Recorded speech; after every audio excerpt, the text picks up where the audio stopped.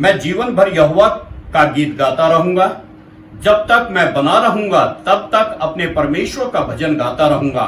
मेरा ध्यान करना उसको प्रिय लगे, क्योंकि मैं तो यहोवा के कारण आनंदित रहूंगा।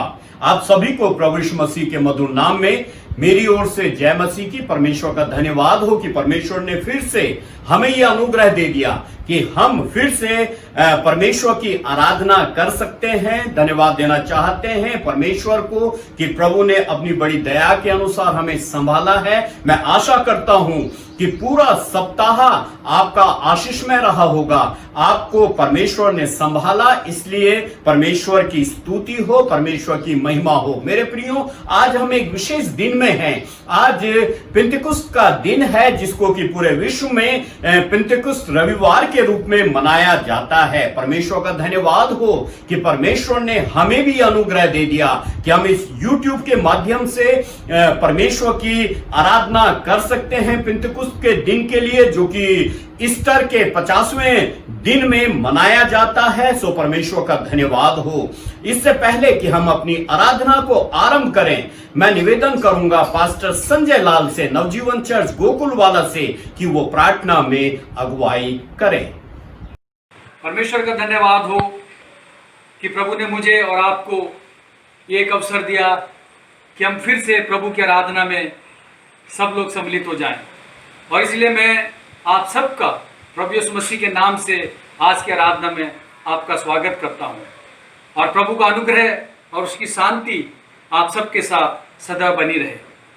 और प्रभु को धन्यवाद देता हूं कि उसने मुझे और आपको इस बीते हुए सप्ताह में, इस लॉकडाउन के समय में सुरक्षित रखा, हमारी अगुवाई करी, हमें संभाला और अपनी आत्मा से परिपूर्ण करके हमारे जीवनों में सामर्थ्य को प्रकट किया। इसलिए मैं और आप आज जिंदगी जमीन पर हम कायम हैं और प्रभु को धन्यवाद देने के लिए, उसकी स्तुति और आराधना करने के लिए हम लोग फिर से इकट्ठा हुए हैं।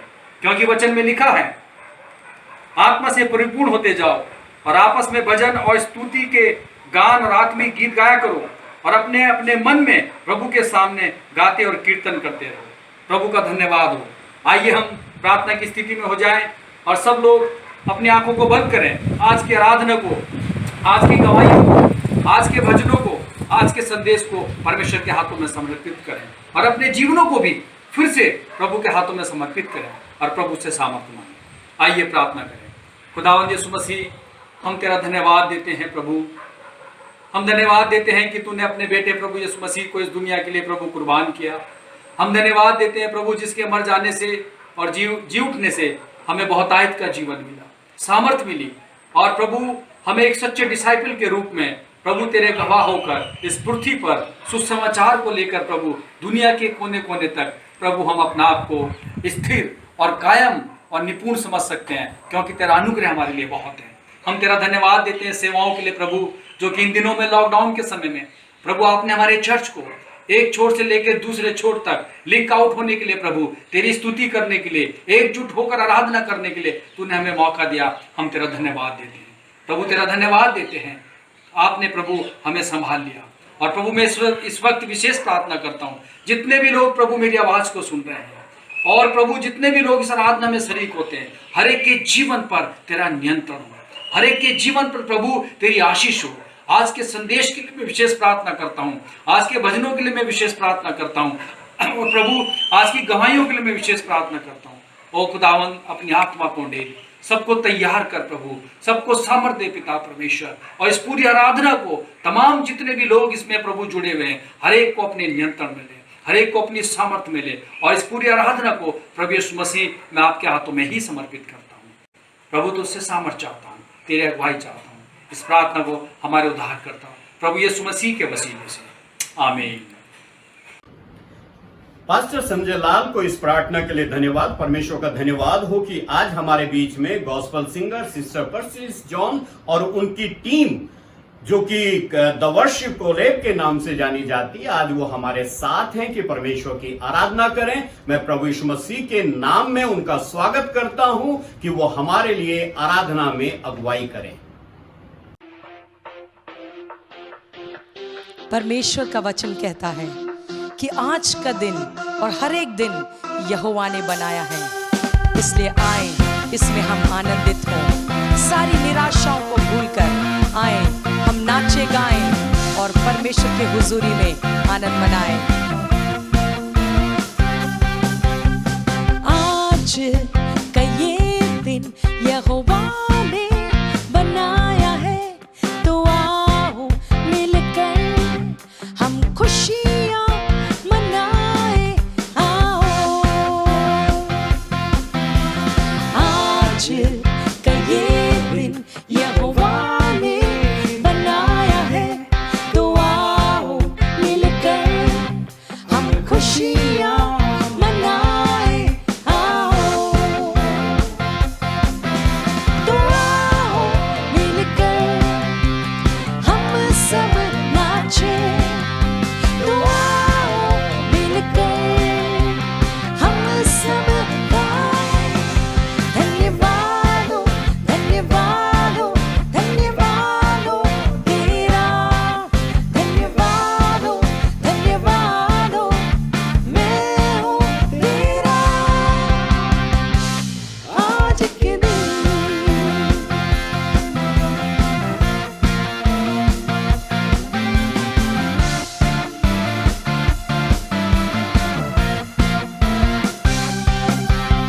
हम भूल जाए निराशाओं को, आशाओं का है ये दिन।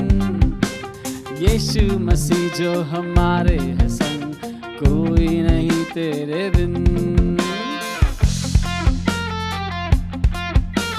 हम भूल जाए निराशाओं को, आशाओं का है ये दिन।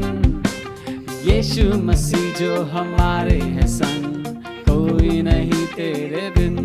आज के दिन तो आओ मिलकर हम सब नाचे। तो आओ मिलकर हम सब गाए। धन्यवाद हो, धन्यवाद हो, धन्यवाद हो तेरा।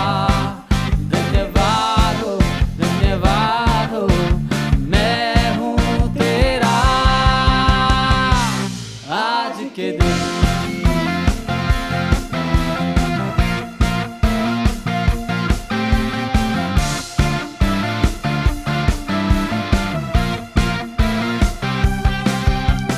कल के भरोसे न रहना हमें, तूने दिया है नया दिन। विश्वास करके है बढ़ना हमें, कोई नहीं तेरे बिन। कल के भरोसे न रहना हमें, तूने दिया है नया दिन। विश्वास करके है बढ़ना हमें, कोई नहीं तेरे बिन। आज के दिन तो आओ मिलकर हम सब नाचे। तो आओ मिलकर हम सब गाए। धन्यवाद हो, धन्यवाद हो, धन्यवाद हो तेरा। धन्यवाद हो, धन्यवाद हो, मैं हूँ तेरा। आज के दिन मैं हूँ तेरा। आज के दिन मैं हूँ तेरा। आज के दिन मैं हूँ तेरा। आज के दिन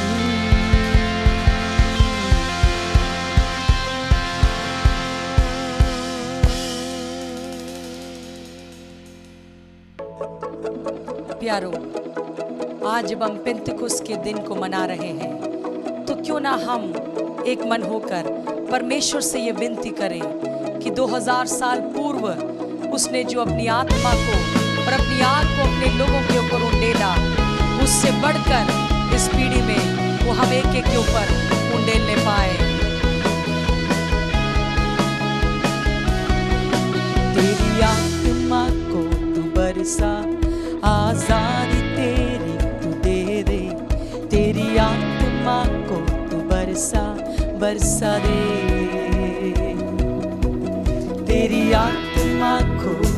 बरसा, आजादी तेरी तू दे दे, तेरी आत्मा को तू बरसा बरसा दे।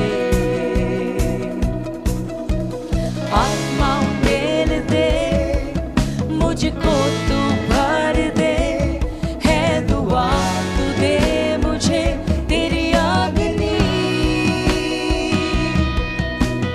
आत्मा मेल दे, मुझको तू भर दे, है दुआ तू दे मुझे तेरी अग्नि। स्वर्ग खोल के तू बरसा, तेरी सामर्थ को तू बरसा, इस देश को तू बदल दे बरसा दे।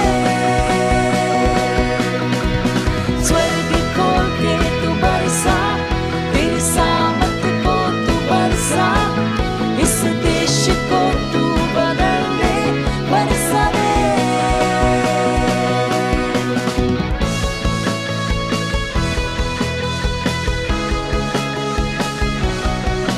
तेरी अग्नि को तू बरसा, तेरी अग्नि से मुझको भर दे, तेरी अग्नि को तू बरसा बरसा दे। मिलकर दुआ करें।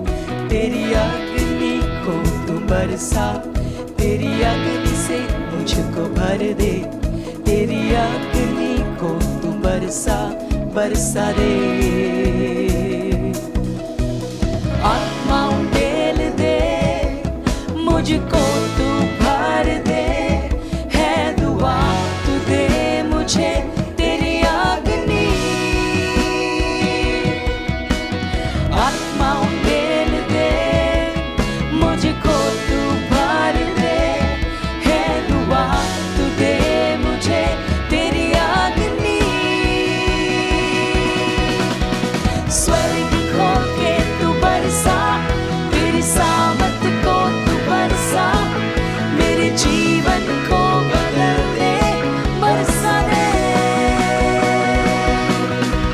स्वर्ग खोल के तू बरसा, तेरी सामर्थ को तू बरसा, मेरे जीवन को बदल दे बरसा दे। Hallelujah.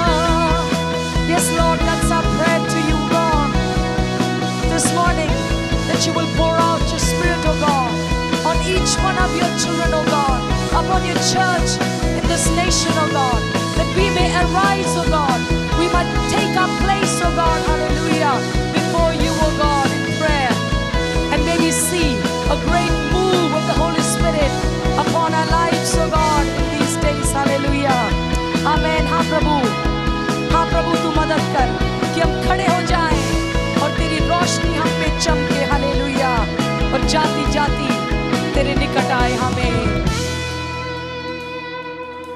हालेलुया। आए मिलकर दिल से गाएं, हालेलुया। हाँ प्रभु तू अपनी आत्मा उंडेल, आत्मा उंडेल दे, मुझको तू भर दे, है दुआ तू दे मुझे तेरी अग्नि। आत्मा उंडेल दे, मुझको तू भर दे, है दुआ तू दे मुझे तेरी अग्नि। स्वर्ग खोल के तू बरसा, तेरी सामर्थ को तू बरसा, परिवारों में तेरी अग्नि बरसा दे।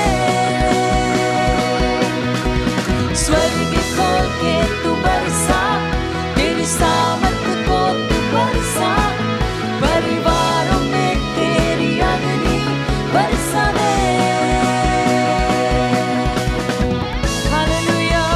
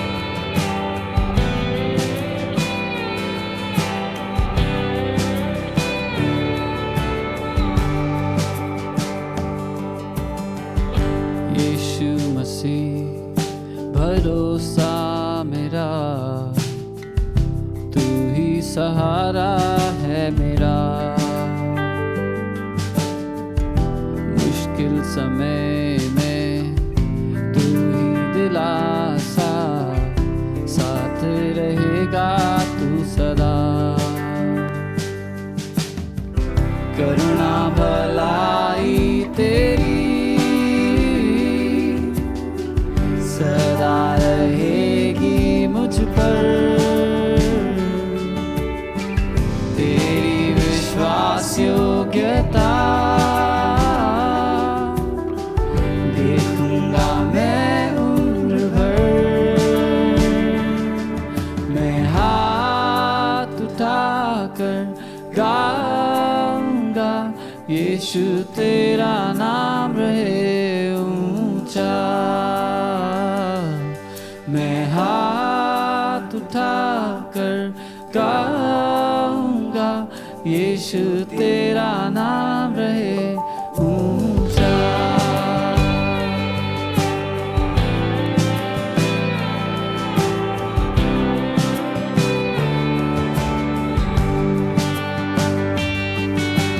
मौत से है बचाया तूने, जीवन नया है दे दिया। नाम लेकर पुकारा मुझे, महिमा से मुझको भर दिया। करुणा भलाई तेरी सदा रहेगी मुझ पर, तेरी विश्वास योग्यता देखूंगा मैं उम्र भर। मैं हाथ उठाकर गाऊंगा, यीशु तेरा नाम रहे ऊंचा। मैं हाथ उठाकर गाऊंगा, यीशु तेरा नाम रहे ऊंचा। आदर और महिमा हो तेरी, तू ही हमारा खुदा। पूरी हो तेरी ही मर्जी, आए तेरा राज जहाँ। आदर और महिमा हो तेरी, तू ही हमारा खुदा। पूरी हो तेरी ही मर्जी, तेरा ही राज हो यहाँ। हम हाथ उठाकर गाएंगे, यीशु तेरा नाम रहे ऊंचा। हम हाथ उठाकर गाएंगे, यीशु तेरा नाम रहे ऊंचा। करुणा भलाई तेरी सदा रहेगी मुझ पर, तेरी विश्वास योग्यता देखूंगा मैं उम्र भर। मैं हाथ उठाकर गाऊंगा, यीशु तेरा नाम रहे ऊंचा। मैं हाथ उठाकर गाऊंगा, यीशु तेरा नाम रहे ऊंचा। यीशु तेरा नाम रहे ऊंचा। यीशु तेरा नाम रहे ऊंचा।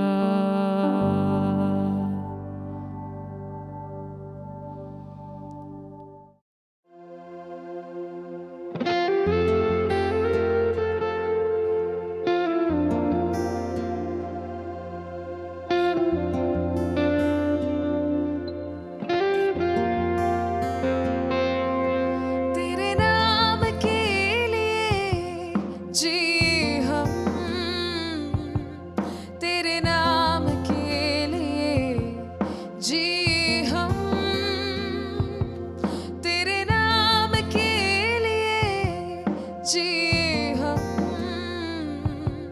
तेरे नाम के लिए, जिए हम। तू बढ़े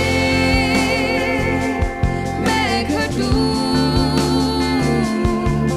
मेरे जीवन से महिमा तुझे मिले। तू बढ़े मैं घटूं, मेरे जीवन से महिमा तुझे मिले।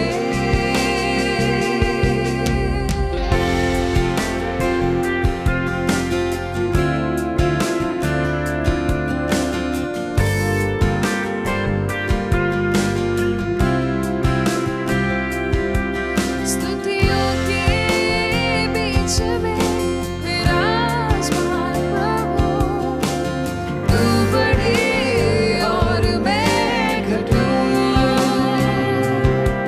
स्तुतियों के बीच में विराजमान प्रभु, तू बढ़े और मैं घटूं। तू बढ़े मैं घटूं, मेरे जीवन से महिमा तुझे मिले। तू बढ़े मैं घटूं, मेरे जीवन से महिमा तुझे मिले।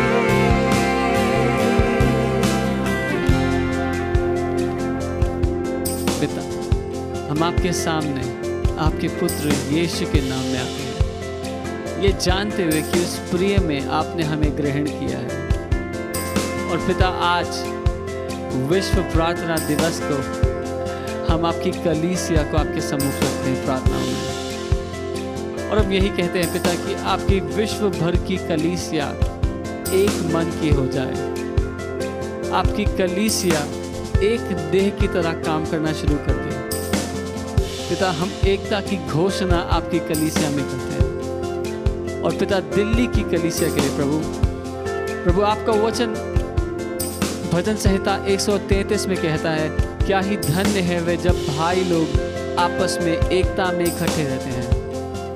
और प्रभु, हम उस एकता की घोषणा आपकी दिल्ली की कलीसिया पर करते हैं, क्योंकि वहाँ जहाँ एकता है आपने आशीषों की घोषणा की है, आपने आशीषों के लिए आदेश दिया है। पिता, यीशु के नाम में हम इस प्रार्थना को मांगते हैं। पिता, सुनिए और कबूल करें। धन्यवाद, धन्यवाद पिता। यीशु नाम में है चंगाई,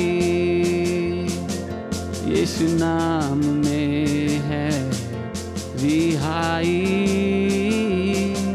यीशु नाम में है सच्चाई, यीशु नाम में है भलाई, यीशु नाम में है चंगाई, यीशु नाम में है रिहाई, यीशु नाम में है सच्चाई, यीशु नाम में है भलाई। तू बढ़े मैं घटूं, मेरे जीवन से महिमा तुझे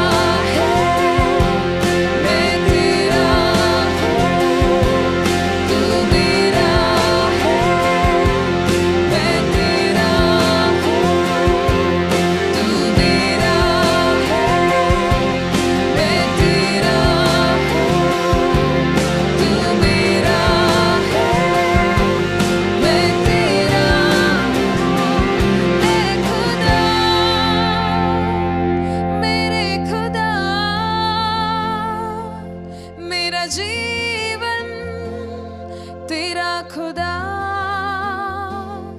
ए खुदा मेरे खुदा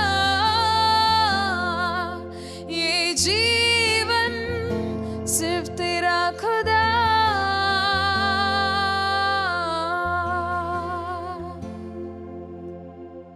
परमेश्वर का धन्यवाद हो इस सुंदर और आशीषित आराधना के लिए। मेरा विश्वास है कि आपने इस आराधना के द्वारा आशीषों को प्राप्त किया होगा। हम परमेश्वर का धन्यवाद देना चाहते हैं इस टीम के लिए कि परमेश्वर ने अनुग्रह दिया कि वो आज हमारे साथ परमेश्वर की आराधना में अगुवाई कर सकते हैं। प्रभु आपको बहुत आशीष दें। मेरे प्रियो, हम आराधना में आगे जाएंगे और मैं निवेदन करूंगा पास्टर धर्मेंद्र पटेल नगर देहरादून से कि वो सामने आए और मध्यस्थता की प्रार्थना में हमारी अगुवाई करें। आप सभी को एक बार फिर से जय यीशु मसीह की। आज हम लोग प्रार्थना में जाएंगे।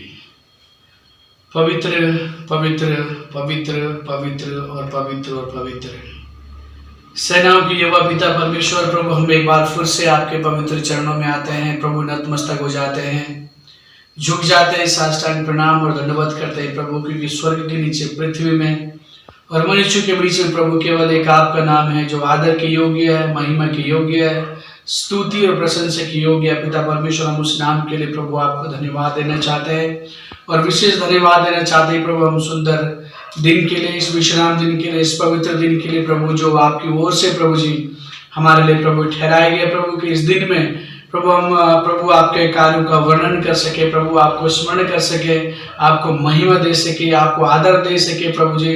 और इसलिए पवित्र आत्मा पिता परमेश्वर प्रभु, हम संपूर्ण मन से प्रभु जी आपको धन्यवाद देते हैं प्रभु जी। आपके पवित्र चरणों में आते हैं प्रभु। धन्यवाद इन सुंदर गीतों के लिए प्रभु, भजनों के लिए प्रभु, जो आपके लोगों ने प्रभु आपको आपकी महिमा के लिए प्रभु गाए हैं प्रभु जी, बजाए प्रभु जी, इसके लिए धन्यवाद प्रभु। आपके लोगों के लिए, दासों के लिए प्रभु जी, हाँ प्रभु जी हम धन्यवाद देना चाहते हैं प्रभु आज इस दिन के लिए। एक बार फिर से पवित्र आत्मा जी प्रभु, जो आपने हमें दिया है कि हम आपके पास आए प्रभु जी, हमारी प्रार्थना है प्रभु आपसे प्रभु की खासकर प्रभु जी कि जब आपके वचन में प्रभु हम लोग जाते हैं पवित्र आत्मा जी, ऐसा होने दीजिएगा कि आपका वचन प्रभु जी हम सभी के जीवन में प्रभु जी, हम सब जहाँ जहाँ तक भी प्रभु लोग इस माध्यम से प्रभु इस वचन को सुनते हैं, इस आराधना को प्रभु जी इसका में प्रभु आते हैं प्रभु जी, तो हम सब प्रार्थना करना चाहते हैं प्रभु जी।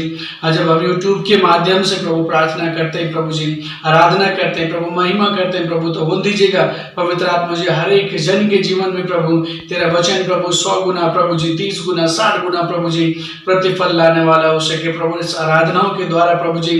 तो हमारे जीवन में प्रभु आशीष देना प्रभु, जीवन में प्रभु काम करना प्रभु जी, और हम दे प्रभु इन दिनों में विशेषकर प्रभु जी हमारी आपसे प्रार्थना है प्रभु हमारे देश के लिए प्रभु जी। हाँ प्रभु, तो इस कोरोना वायरस को प्रभु संपूर्ण रूप से प्रभु जी खत्म हो जाए प्रभु जी, लोग प्रभु स्वतंत्र हो सके प्रभु जी, लोग प्रभु जी आजाद हो सके प्रभु, और इससे भी ज्यादा प्रभु जी वो वायरस प्रभु जो हमारे प्रभु लोगों के प्रभु जी जीवनों को प्रभु जी प्रभु आघात करता है प्रभु जी, वो पाप रूपी वायरस प्रभु जी यीशु मसीह वो भी संपूर्ण रूप से प्रभु नाश हो प्रभु जी और खत्म हो जाए प्रभु। लोग प्रभु पश्चाताप की ओर बढ़े प्रभु, तुझे ढूंढे प्रभु जी, और प्रभु तुझसे प्रभु जी बड़ी आशीषों को, अनंत जीवन को, सामर्थ्य को प्रभु जी प्राप्त कर सके प्रभु। ये हमारी प्रार्थना है प्रभु। हम आगे की सारी गतिविधियों को प्रभु तेरे हाथों में रखते हैं पवित्र आत्मा जी, तू सहायता और मदद करना प्रभु हम सभी की, ताकि हम मिलकर प्रभु तुझे धन्यवाद दे सके प्रभु। आज के दिन में जो लोग बीमार होंगे प्रभु ने आप चंगाई दे प्रभु, जो लोग किसी परेशानी में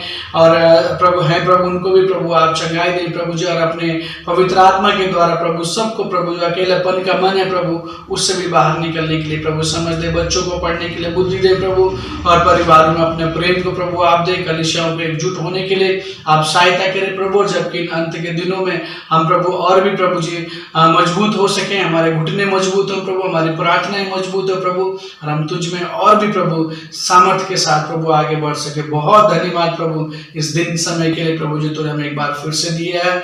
धन्यवाद के साथ इन सारी प्रार्थनाओं को अपने जीवित उद्धार करता प्रभु यीशु मसीह के नाम से मांगते हैं, आमीन। पास्टर धर्मेंद्र को इस प्रार्थना के लिए धन्यवाद। मेरे प्रियो, अब समय आ गया है कि हम परमेश्वर के वचन को सुने। परमेश्वर का धन्यवाद हो, आज हमारे बीच में परमेश्वर के दास पास्टर साइमन चंद्रा हैं, मैं निवेदन करता हूं कि आज वो हमारे बीच में परमेश्वर के वचन की सेवा करें। पेंटिकोस्ट संडे की मैं शुभकामनाएं देना चाहता हूं। हम प्रभु का धन्यवाद देते हैं इस नेटवर्क के माध्यम से। प्रभु आप सबको इस पेंटिकोस्ट संडे में बहुत आशीष दे। क्यों ना हम परमेश्वर के वचन में जाएंगे और परमेश्वर के वचन से सीखेंगे कि परमेश्वर ने जो आज के लिए हमारे लिए इस विशेष रविवार के लिए आशीष रखी है, उस आशीष में हम परमेश्वर के वचन को पढ़े। प्रेरितों के काम उसका 1 अध्याय और 4 पद, और प्रेरितों के काम उसका 2 अध्याय 1 से 4 पदों को हम पढ़ेंगे। 1 अध्याय 4 पद से आगे इसमें इस प्रकार से लिखा है, और उनसे मिलकर उन्हें आज्ञा दी, यरूशलेम को ना छोड़ो, परंतु पिता की उस प्रतिज्ञा के पूरे होने की बाट जोते रहो, जिसकी चर्चा तुम मुझसे सुन चुके हो। 2 अध्याय 1 से लेकर के 4 पद में लिखा है, जब पेंतिकुस्त का दिन आया तो वे सब एक जगह इकट्ठे थे। एकाएक आकाश से बड़ी आंधी की सनसनाहट का शब्द हुआ, और उससे सारा घर जहां वो बैठे थे गूंज गया, और उन्हें आग की सी जीभें फटती हुई दिखाई दी, और उनमें से हर एक पर आ ठहरी। वे सब पवित्र आत्मा से भर गए, और जिस प्रकार आत्मा ने उन्हें बोलने की सामर्थ दी, वे अन्य अन्य भाषा बोलने लगे। परमेश्वर अपने वचन के पढ़े और सुने जाने में आशीष दे। प्रियो, आज जो हम पेंटिकोस्ट संडे में जिस विषय को लेना चाहते हैं वो ग्लोबल पेंटिकोस्ट जो टाइटल है, आज हम उसको देखेंगे ग्लोबल पेंटिकोस्ट के रूप में। और आज इस विषय में हम परमेश्वर की उन आशीषों को, सकारात्मक विचारों को देखेंगे, क्योंकि इस विषय में बहुत सारी कंफ्यूजन, इस विषय में बहुत सारी ऐसी गलत अवधारणा है, क्योंकि परमेश्वर के इस महान दिन को, इस महान सामर्थ को, इस महान आशीष को कंफ्यूजन के माध्यम से सीमित कर दिया। कई लोगों ने सिर्फ पेंटिकोस्ट को एक डिनोमिनेशन के रूप में समझने के लिए, उसको जानने के लिए इस प्रकार से स्वीकार किया।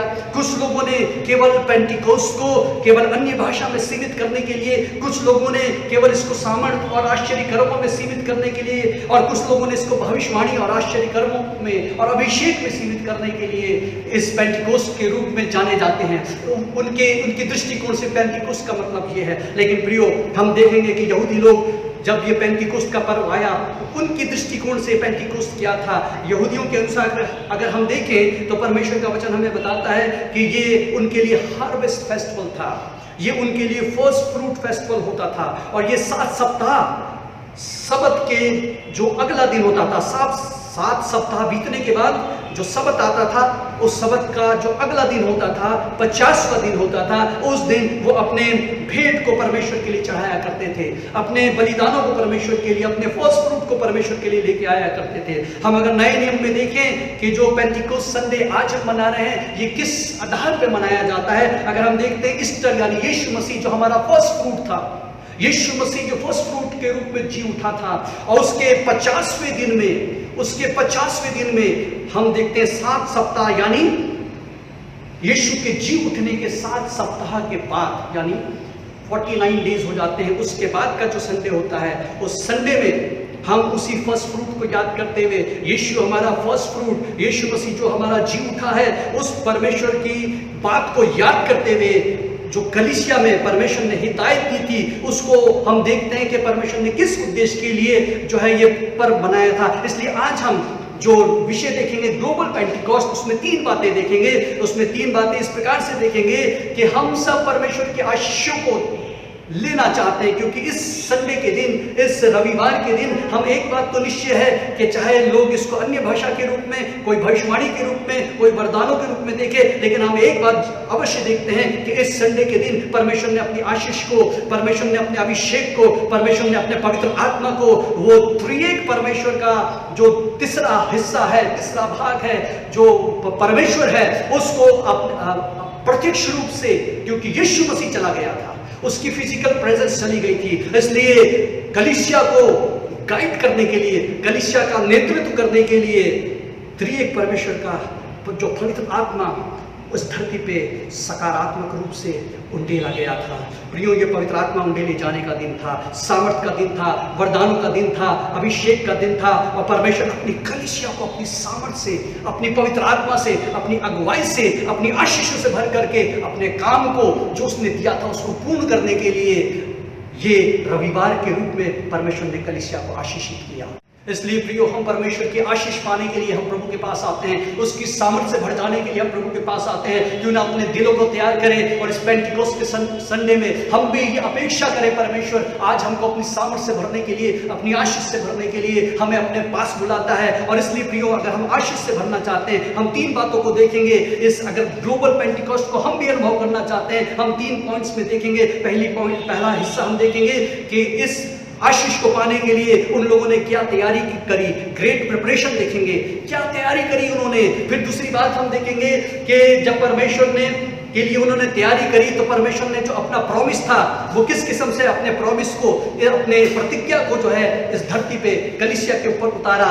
तो दूसरी बात देखेंगे हम ग्रेट प्रॉमिस को। और तीसरी बात हम देखेंगे कि जब परमेश्वर ने अपनी सामर्थ को उंडेल दिया तो वास्तव में ये सामर्थ क्यों दी गई चर्च को, ये क्यों दी गई चर्च को। और इसलिए तीसरी बात हम देखेंगे ग्रेट पर्पस। हम देखेंगे कि परमेश्वर ने किस उद्देश्य के लिए पवित्र आत्मा दी। इसलिए 3 बातों में आज के हम सरमन को हम देखना चाहेंगे, great preparation, great promise and great purpose. और इसलिए पहली बात हम यहाँ पे देखेंगे, परमेश्वर ने जो उनको हिदायत दिया था, प्रेरितों के काम 1 अध्याय और 4 पद में इस प्रकार से लिखा है, यीशु मसीह ने बता दिया था कि जो प्रतिज्ञा पिता ने तुमसे करी थी उसकी पूरे होने की बाट जोते रहना। बाट जोने के बारे में सिखाया था, तैयारी थी।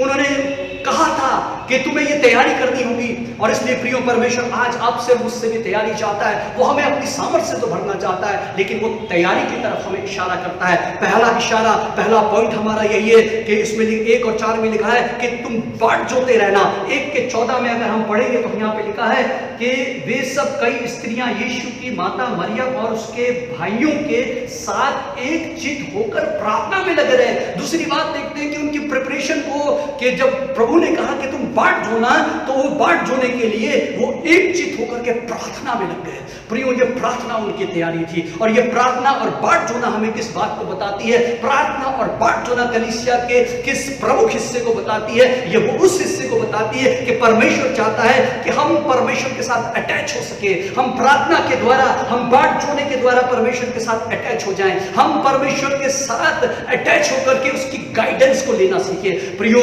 ये चेरों के लिए बहुत मुश्किल बात थी, कैसे वो परमेश्वर की गाइडेंस में आगे बढ़ना है, ये उनके लिए मुश्किल बात थी। मुश्किल बात इसलिए थी क्योंकि वो सब 12 के 12 शिष्य जो थे वो मास्टर ट्रेनर के द्वारा ट्रेन हुए थे। वो जो है उनका ग्रेजुएशन हो चुका था, उन्होंने अपनी ट्रेनिंग ले ली थी, वो वेल स्किल थे, वो वेल इक्विप्ड थे। वो जो है वास्तव में अपने आप में परमेश्वर यीशु मसीह के द्वारा ट्रेन होकर के उनके हृदय में ऐसा पैशन था कि अब संसार को वो हिलाने के लिए तैयार थे। वो संसार में जाकर प्रभु यीशु मसीह का प्रचार करने के लिए तैयार थे। और इसलिए उनको एक्शन की जरूरत थी, उनको काम करने की जरूरत थी। लेकिन उनके लिए एक मुश्किल था, और मुश्किल का आदेश यीशु मसीह ने दिया।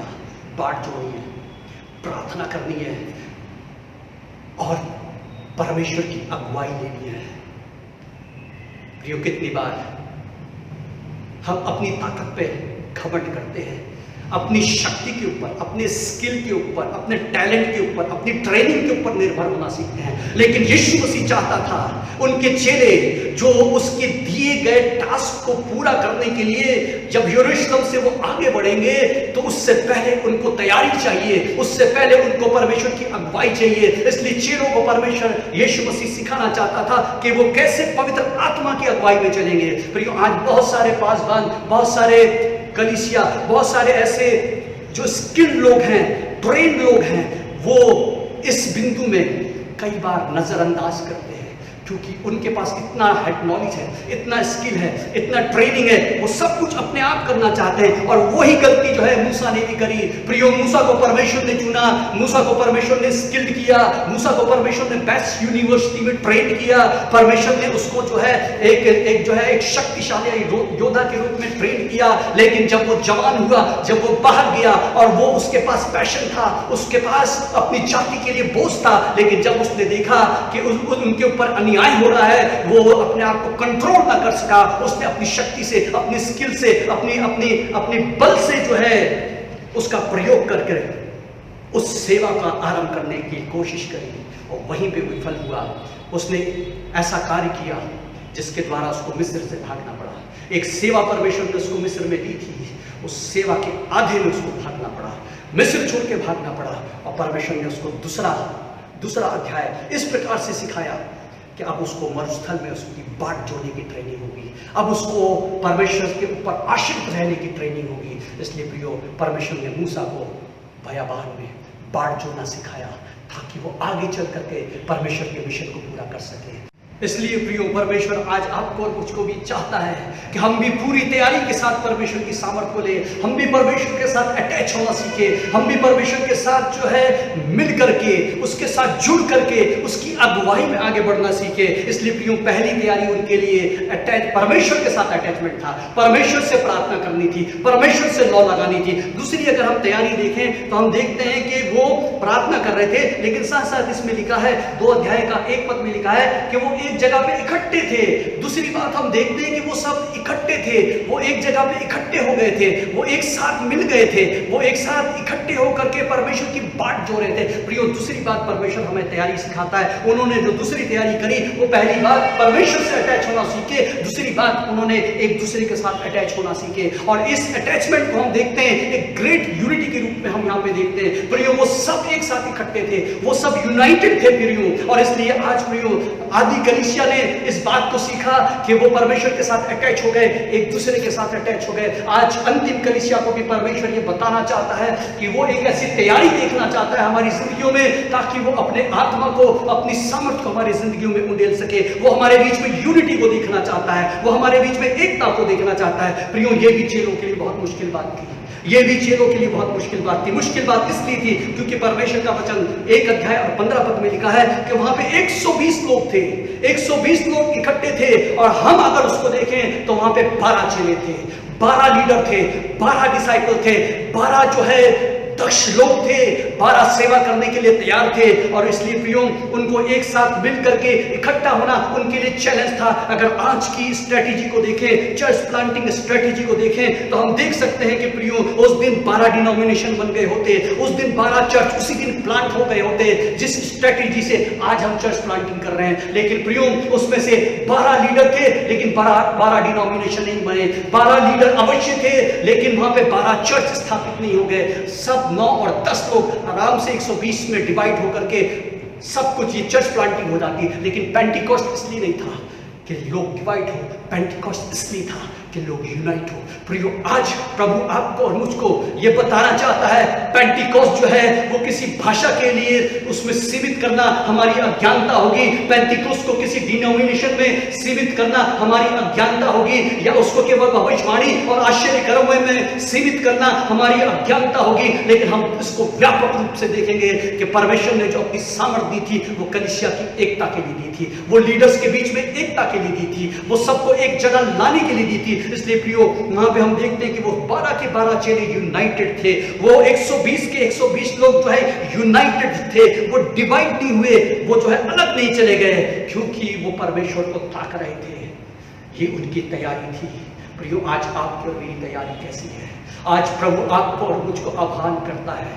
वो आदि कलीसिया में उसने अपने आत्मा को उंडेला, अंतिम कलीसिया के लिए परमेश्वर आज फिर से हमारे लिए ये निमंत्रण देना चाहता है कि जब तक तुम सामर्थ ना पालो, सामर्थ यह है परमेश्वर के साथ अटैच हो जाइए, सामर्थ यह है कि एक दूसरे के साथ यूनाइट हो जाइए। आज कलीसिया डिवाइड है, आज चर्चेस डिवाइडेड है, आज जो है प्रभु के लोग जो है डिवाइडेड पड़े हैं, और प्रभु उनको यूनाइट होने के लिए आह्वान करता है। क्या आज आपको महसूस नहीं होता?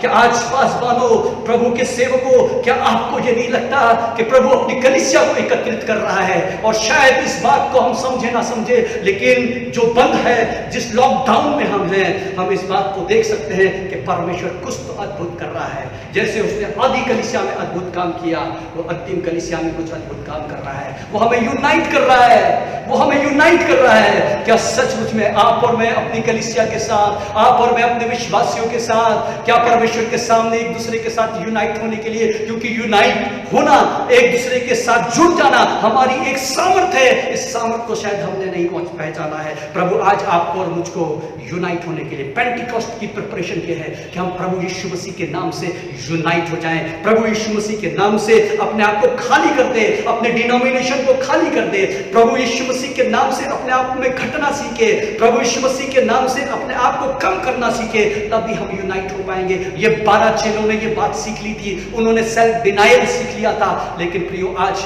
अंतिम कलीसिया की पुकार यही है कि हम जब तक घटेंगे नहीं, हम यूनाइट नहीं होंगे। जब तक हम सेल्फ डिनायल नहीं करेंगे, हम यूनाइट नहीं हो सकते। जब तक हम प्रभु के नाम से अपने आप को कम और छोटा नहीं करेंगे, परमेश्वर के काम को अपनी जिंदगी में नहीं देखेंगे। और अगर परमेश्वर के काम को अपनी जिंदगी में देखना चाहता है, आइए हम भी कहें, प्रभु मेरी कलीसिया और मैं तैयार है, मेरा नाम, मेरा डिनोमिनेशन, मेरा बैनर नीचा किया जाए, प्रभु तेरा नाम ऊंचा किया जाए, प्रभु तेरा नाम। प्रियो, हम परमेश्वर का धन्यवाद देते हैं कि आदि कलीसिया तैयार थी यूनाइट होने के लिए, एक साथ मिलने के लिए। आज परमेश्वर आह्वान करता है, आज परमेश्वर पूछता है इस पेंटिकोस्ट के दिन में, क्या भारत की कलीसियाएं एक होने के लिए तैयार हैं? क्या भारत की कलीसियाएं घटने के लिए तैयार हैं? क्या भारत की कलीसियाएं कम होने के लिए तैयार हैं? क्या भारत की कलीसियाएं एक होने के लिए तैयार हैं? क्या भारत की कलीसिया उत्तर भारत की कलीसिया नेटवर्क करने के लिए तैयार है, पार्टनरशिप करने के लिए तैयार है, ग्लोबल पेंटिकोस्ट बनाने के लिए तैयार है? क्योंकि जब कलीसियाएं एक होंगी तो परमेश्वर अपनी सामर्थ का काम करेगा।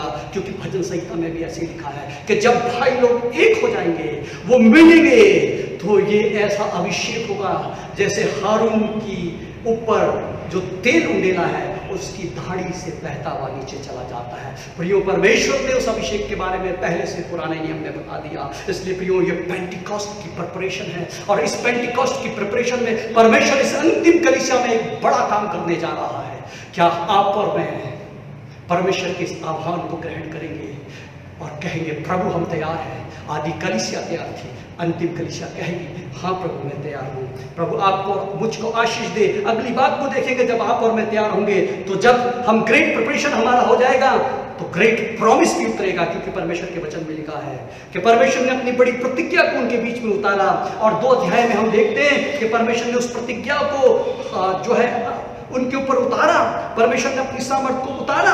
2 में लिखा है, सनसनाहट का शब्द हुआ, सारा घर गूंज गया, आग किसी जीवे फटती हुई दिखाई दी, और उनमें से हर एक पे आग ठहरी, और वे सब पवित्र आत्मा से भर गए, वे अन्य भाषा बोलने लगे। और अगर हम देखें इसी का 16 से 20 में, जिसकी भविष्यवाणी योएल नबी ने करी थी, और उस भविष्यवाणी का जो कोटेशन दिया गया है उसमें जो है 16 पद से आगे लिखा है कि अंत के दिन में, ये अंत के दिन के बारे में है। और प्रियो, अंत के दिन की शुरुआत इस पेंटिकोस्ट से हो चुकी थी, और लिखा है, अंत के दिनों में मैं अपना आत्मा सब मनुष्यों पे उंडेलूंगा, तुम्हारे बेटे और बेटी भविष्यवाणी करेंगे, जवान दर्शन देखेंगे, पुरनिया सपन देखेंगे, दास दासी भविष्यवाणी करेंगे, अद्भुत काम होंगे।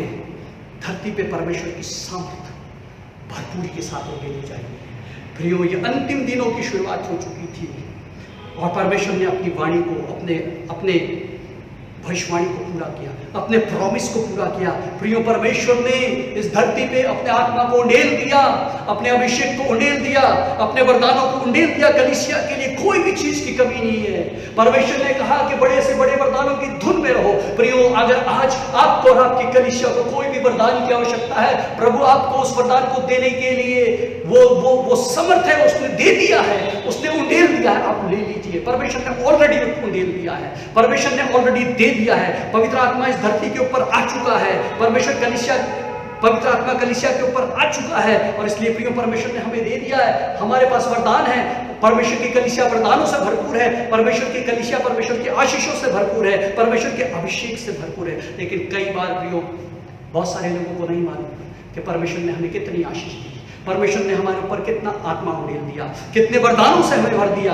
और प्रियो, हम देखेंगे, एक एग्जाम्पल को लेंगे, हम फिर से मूसा के एग्जाम्पल को लेंगे कि जब मूसा ने परमेश्वर के काम को अपनी ताकत से करने की कोशिश करी, परमेश्वर ने उसके फोकस को शिफ्ट किया ताकि वो परमेश्वर को निहारे, परमेश्वर की गाइडेंस में चलना सीखे। और प्रियो, जब मूसा परमेश्वर की गाइडेंस में चलना सीख गया, परमेश्वर के साथ अटैच होना सीख गया, परमेश्वर के साथ संबंध बना करके उसकी गाइडेंस में चलना सीखा, तो हम देखते हैं कि एक समय आता है, निर्गमन उसका 3 अध्याय के 10 पद में के 10वें पद में हमें मालूम चलता है कि 3 अध्याय में परमेश्वर जो है मूसा को आग की झाड़ी में दर्शन देता है। उसको परमेश्वर का वचन मिलता है, उसको परमेश्वर का दर्शन मिलता है, उसको आग में होकर के एक जो है फायर का दर्शन मिलता है। जैसे पेंटिकुस्त के समय में हुआ था, ऐसे मूसा के समय में भी उस किस्म से एक फायर एक्सपीरियंस उसको मिला था, एक परमेश्वर का एक्सपीरियंस मिला था, परमेश्वर के वचन मिले थे। और ये सब कुछ से मूसा की जिंदगी में बदलाव आया। और तब परमेश्वर ने मूसा से कहा, मूसा मैं तुझे फिरौन के पास भेजता हूं, मैं तुझे जिस मकसद के लिए मैंने तुझे तैयार किया था उस मकसद के लिए मैं तुझे फिरौन के पास भेजता हूं। मूसा कहता है मैं कौन हूं, मैं कौन हूं? वो बहाने बनाता है। क्योंकि आज बहुत सारे लोगों को परमेश्वर ने ऑलरेडी पवित्र आत्मा के वरदानों से भर दिया है। आज चर्च जो है, परमेश्वर की कलीसिया जो है वरदानों से भरी है, लेकिन उनको मालूम नहीं, वो मूसा के समान अपने आप को खाली सोच रहे हैं। इसलिए परमेश्वर ने उसके वचन में बताया, मूसा को कहा, जब उसको लगा उसके पास कुछ नहीं है, तो इसलिए परमेश्वर ने उसको 10 पद में इस प्रकार से कहा, मैं तुझे भेजता हूं फिरौन के पास। और उसके बाद 4 अध्याय के 2 और 3 पद में परमेश्वर ने कहा, इस बात को ध्यान में रखने के लिए, वो कह रहा था मैं कुछ नहीं हूं, मेरे पास कुछ नहीं है, तो परमेश्वर ने कहा तेरे हाथ में क्या है, तेरे हाथ में क्या है। प्रियो, परमेश्वर आज आपसे और मुझसे इस कलीसिया से पूछना चाहता है, हमारे हाथ में क्या है। क्योंकि परमेश्वर ने हम सबके हाथ में कुछ दिया है, हम सबकी जिंदगी में कुछ दिया है। मूसा के हाथ में लाठी थी और उससे कहा कि इस लाठी को डाल दे भूमि के ऊपर। प्रियो, आज परमेश्वर कलीसिया से बोलता है, कलीसिया को वरदानों से भरा है और परमेश्वर चाहता है ये वरदान परमेश्वर के लिए इस्तेमाल हो जाए, ये वरदान परमेश्वर के लिए प्रयोग हो जाए। इसलिए कलीसिया को वो बुलाता है, एक एक विश्वासी को बुलाता है और वो कहता है अपने वरदानों को परमेश्वर के लिए दे दो, अपने वरदानों को परमेश्वर के लिए लगा दो। और प्रियो, जब मूसा ने इस बात को सुना, परमेश्वर की आज्ञा का पालन किया, उसने उस लाठी को भूमि पर डाल दिया, वो लाठी सर्प बन गई, वो सामर्थ्य में बदल गई, वो चमत्कार में बदल गई। और इसलिए प्रियो, परमेश्वर ने आपके और मेरे जीवन में जो वरदान दिए हैं वो अभी तक जो है सामर्थ्य में नहीं बदल पाए हैं, वो परमेश्वर के आश्चर्य कर्म का रूप नहीं ले पाए हैं, क्योंकि अभी तक हमने उन वरदानों को संभाल के रखा, सजो के रखा, हमने परमेश्वर की महिमा के लिए उन वरदानों को इस्तेमाल नहीं किया। अंतिम कलीसिया से परमेश्वर आह्वान करता है, पेंटिकोस्ट, ग्लोबल पेंटिकोस्ट के लिए परमेश्वर हर एक कलीसिया विश्वासी से आह्वान करता है कि हम सब आगे आए और जो वरदान परमेश्वर दे दिए हैं हम उसकी सेवा के लिए अपनी कलीसिया के साथ मिलकर के अपने उन वरदानों को परमेश्वर की महिमा के लिए इस्तेमाल करें। और जब आप इस्तेमाल करेंगे, जब कलीसिया इस्तेमाल करेगी, तो परमेश्वर की सामर्थ को देखेंगे। इसलिए प्रियो, परमेश्वर ने ऑलरेडी एनॉइंट कर दिया है, हमें अभिषेक दे दिया है, पवित्र आत्मा उतर गया है। अब तो हमें उसके काम में लग जाना है, अब तो हमें उसके लिए अपने वरदानों को इस्तेमाल करना है। इसलिए प्रियो, हमें अपने वरदानों को इस्तेमाल करें, क्योंकि उसने हमें दे दिया। एक और बात को हम देखेंगे प्रेरितों के काम 11 अध्याय 22 से 25 पद में। अगर हम एक बात को देखते हैं कि जब प्रभु ने आत्मा दिया था, वरदान दिया था, तो क्या उनके बीच में हुआ, क्या घटनाएं घटी। 11 अध्याय का 22 से 25 में लिखा है, जब उनकी चर्चा यरूशलेम की कलीसिया के सुनने में आई, तो उन्होंने बरनबास को अंताकिया भेजा और वह वहां पहुंचकर परमेश्वर के अनुग्रह को देखकर आनंदित हुआ और सबको उपदेश दिया कि तन मन लगाकर प्रभु से लिपटे रहो। वो एक भला मनुष्य था और पवित्र आत्मा और विश्वास से परिपूर्ण था, और अन्य बहुत से लोग प्रभु में आ मिले। तब वो शाऊल को ढूंढने के लिए तरसुस को चला गया, और जब वो उनको मिल गया तो वो उसको अंताकिया ले आया। और ऐसा हुआ कि 1 वर्ष तक कलीसिया के साथ मिलते रहे और बहुत उपदेश देते रहे और सिखाते रहे। प्रभु का धन्यवाद हो, हम प्रभु का धन्यवाद देते हैं बरनबास के लिए। प्रियो, बरनबास क्यों शाऊल को ढूंढने के लिए गया? हम देखते हैं कि यरूशलेम की कलीसिया ने अंताकिया की कलीसिया में बरनबास को भेजा कि जाओ पता लगाओ कि वहां पे परमेश्वर का जो काम हुआ है। उसने देखा कि वो आत्मा से भरे हैं, उसने देखा कि उनको भी पेंटिकोस्ट का वो अनुभव मिला है परमेश्वर की, और वो फिर गए और आत्मा का वरदान पाया। उसको देखकर वो बहुत खुश हुआ। और प्रियो, हम देखते हैं वो स्वयं आत्मा से परिपूर्ण था। उसने क्या काम नहीं किया? उसने अपनी बरनबास मिनिस्ट्री शुरू नहीं कर दी। क्या काम नहीं किया? उसने सोचा कि मुझे बनी बनाई कलीसिया मिल गई, मैं इस चर्च का पास्टर बन जाता। उसने वो काम नहीं किया। लेकिन वो पौलुस को ढूंढने के लिए, वो शाऊल को ढूंढने के लिए चला गया। क्या आप जानते हैं कि वो शाऊल को ढूंढने के लिए क्यों गया? और आज जो है, जो उसकी अंतिम कलीसिया है, अगर हम देखते हैं उनको ऐसे मौके मिलते हैं तो वो शॉर्टकट करना चाहते हैं, वो शॉर्टकट में काम करना चाहता है। कहीं ना कहीं तो गैप है। हम इस बात को समझे क्यों बरनबास जो पवित्र आत्मा से परिपूर्ण था, वो फुल्ली ट्रेन था, वो उस चर्च का पासबान बन सकता था, लेकिन वो शाऊल को ढूंढने के लिए गया। वो शाऊल को ढूंढने के लिए इसलिए गया क्योंकि शाऊल एक अच्छा टीचर था। प्रियो, दूसरी बात, कलीसिया को परमेश्वर ने वरदान दिए हैं, इस वरदान को हम परमेश्वर के लिए इस्तेमाल करें। और दूसरी बात, इन वरदानों को रिकग्नाइज करें और रिकग्नाइज करके अकॉर्डिंग टू गिफ्ट हम मिनिस्ट्री को उपयोग करें, मिनिस्ट्री में एक दूसरे की सेवा को ले, हम वरदानों के अनुसार जो है सेवा में एक दूसरे को उपयोग करें। प्रियो, आज जो है कहीं ना कहीं कमी है। हमारे बीच में बरनबास नहीं है, हमारे बीच में हो सकता है पौलुस बहुत सारे हैं, लेकिन बरनबास की कमी है। हमारे बीच में अच्छे शिक्षक हैं, क्यों ना प्रियो हम बरनबास बन जाए, क्योंकि उस कलीसिया ने एक बात सीखी थी, उन्होंने अपना बैनर ऊंचा करना नहीं, उन्होंने परमेश्वर के बैनर ऊंचा करना सीखा था। वो परमेश्वर से ऐसे अटैच थे कि वो एक दूसरे से भी अटैच थे। प्रियो, आज अद्वीप कलीसिया से परमेश्वर ये आह्वान करना चाहता है, नॉर्थ इंडिया की कलीसिया से ये आह्वान करना चाहता है। परमेश्वर ने गिफ्टेड प्रीचर को यहाँ पे रखा है। प्रियो, ऐसे प्रीचर जो पतरस के समान जब बोलेंगे तो 3000 से ज्यादा लोग बच जाएंगे।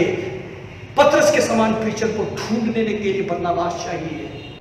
प्रियो, परमेश्वर हमें बताना चाहता है, हम ऐसे आराधकों को ढूंढ के लाए, नॉर्थ इंडिया से ऐसे आराधकों को ढूंढ के लाए जो परमेश्वर की ऐसी महिमा करे, छे प्रभु के लोग परमेश्वर की आत्मा में बहने लगे, वो आराधना खत्म होने का नाम ना ले, परमेश्वर की उपस्थिति इस गहराई से अनुभव करे।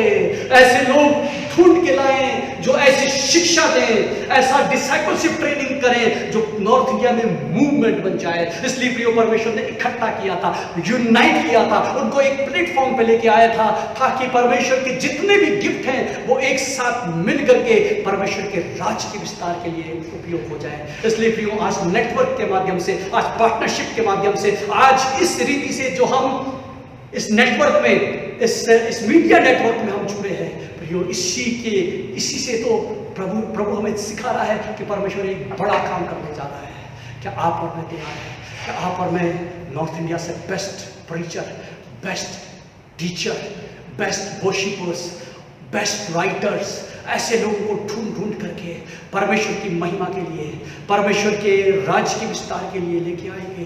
क्या एक कलीसिया जिसमें प्रचार बहुत अच्छा होता है, दूसरी कलीसिया में आराधना अच्छी होती है, क्या दोनों मिलकर कहेंगे, भाई हमारे यहाँ आओ और प्रचार करो? दूसरा पासवान कहेगा, भाई हमारे यहाँ आओ और आराधना करो।